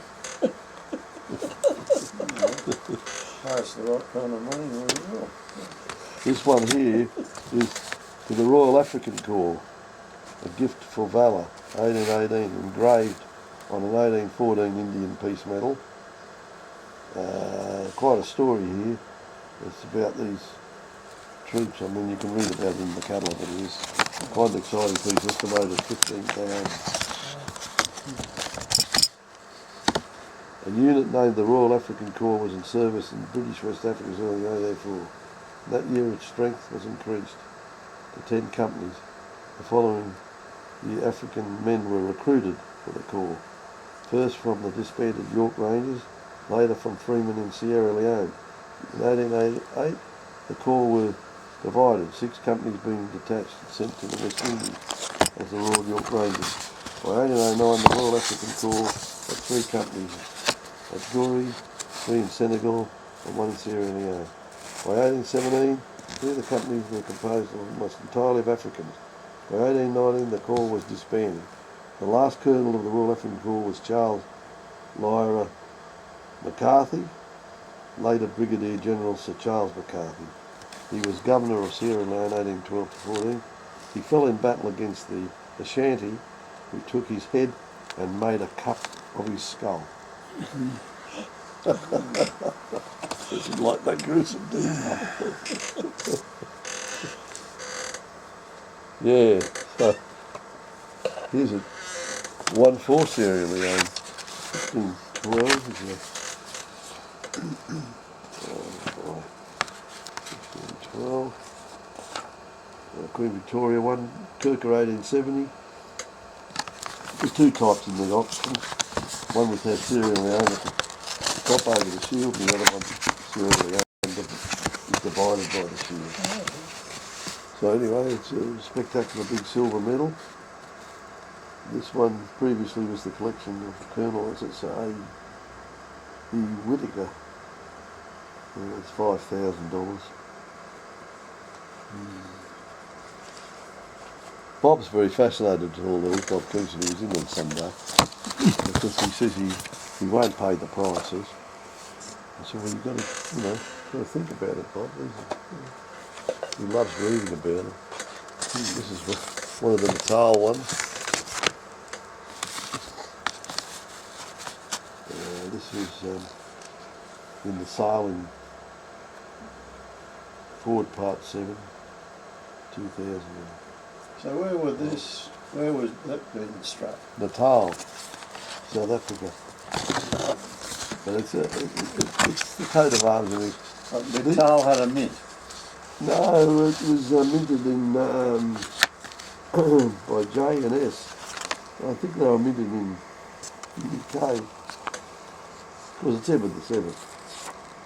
Edward the 7th, yeah. The youngish Edward the 7th, I guess. It's a South African war, isn't it? They've been issuing these medals of honour right up to Elizabeth II's time. There is an interesting one coming up now, 1518, which is one given by the governor to a native, Chief Mutfu, how you pronounce it, from General Lord Methuen in 1911. So that's actually a presentation one.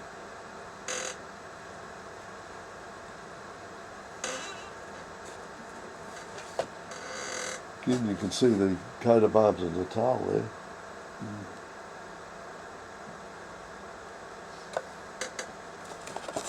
Yeah, you might think that we own the only Gold Coast, don't you? But there was a Gold Coast in West Africa. Mm-hmm. And this is a medal, the next one's a medal for the Gold Coast. 1522. Ghana, still a very big producer of gold. One of the 10th in the world. 1544.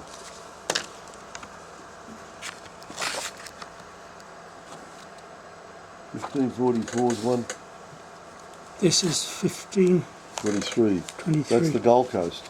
On the other side, So these were minted and they were like regarded as medals of honour. An English expert told me, he said the market's come down on these, what they used to be and all that. I said, well, I don't know. Got to go by what I've read. And, they obviously made a few, but it's hard to tell which ones have actually been given to someone. But there are a couple of them here that are. This is the one from the Congo, from Stack Sale in 2011.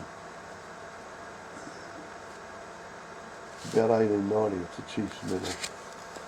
Work in progress. Travail in progress. Congo Belge. So it's a Belgian Congo. Indigenous inland chief or something. You translate all that.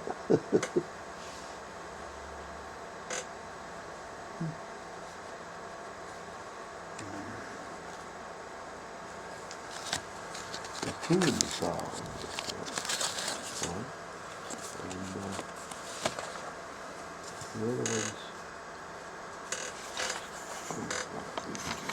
The last one's the banknotes, are they?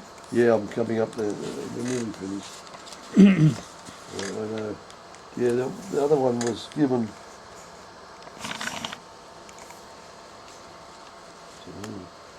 No. No. Okay, now we do banknotes. Well, as you know, there's a 3-year collection. There's world banknotes, there's some spectacular things.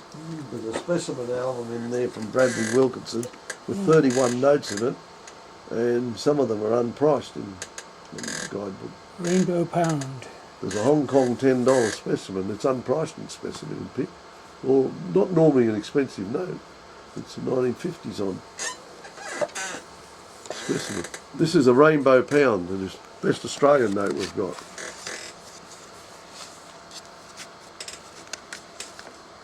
I put 15,000 on it. I hope I'm accurate. It's hard to tell how to value these things.